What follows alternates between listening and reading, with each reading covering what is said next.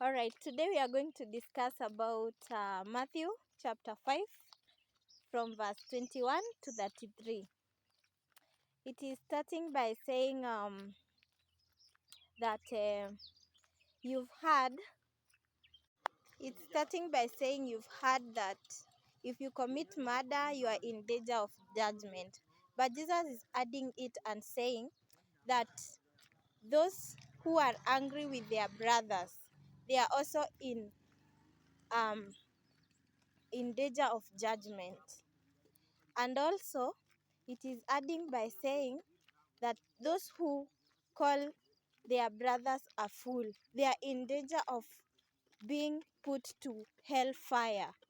So it's not cool to call your brother a fool, because Jesus is teaching us that it is not cool.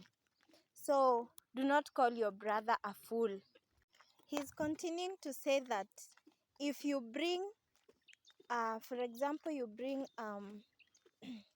your offering to the altar, and you remember that your brother has something against you, you should first of all leave the gift to the altar, go reconcile with your brother, go sort things out, and then come do your offering. Because if not, your brother will go and take you to the judge, you will be fined, and you will not live your life until you've paid all of it. You've paid every penny of it with your life in jail. So if you have something against your brother, go work it out at any moment, because when you wait, you will be in danger of judgment, either by the council, or if you wait so long, you will be in danger of judgment by the Lord. Jesus is so interesting.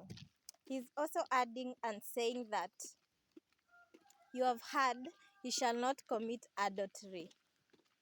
But he's adding and saying that if you look into a woman and you lust for her by just looking, you've not told her, you've just, have that desire, that is committing adultery too. Because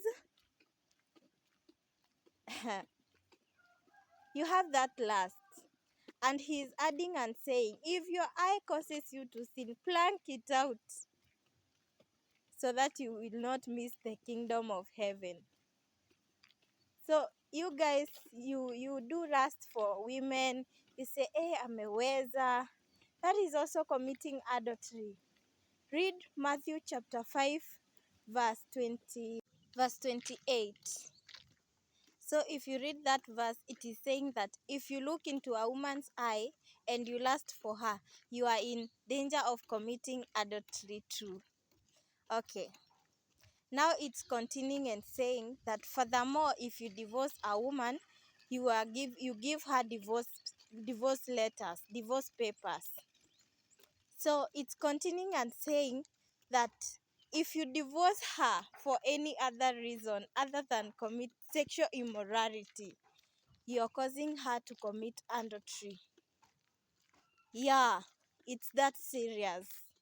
So it's like you should not divorce your wife unless she has committed sexual immorality. Otherwise, you're causing her to commit adultery, and any man who will marry her after that will be in danger of committing adultery. You people read the Bible and understand it, so that we live exemptional lives.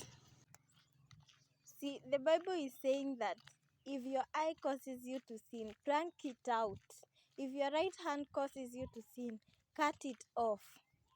Because it is better, it is more profitable to go to the kingdom of heaven without one eye than to go to hell with all of your body, and whereas you would have planked it out.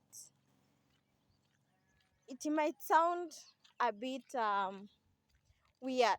How can you plank your eye out? But honestly, if something is causing you to sin, just cut it off at any means, because it is better to go to heaven. It's just metaphoric.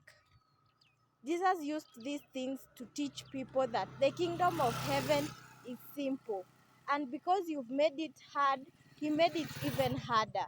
He said that it's better you prank your eye than you visit the hell with all of your eyes, and you would have rather cut it off and went to the kingdom of heaven with one eye than with both eyes in hell. Do you understand that? Now, Jesus used these hard explanations because people made it harder for him to explain things that uh, that he was trying to teach. He said he will be using parables, and so that people will understand his teachings, because he saw that telling them frankly, they were not understanding what he was saying. So he opted to use parables like those ones because people were not understanding and following what he was saying.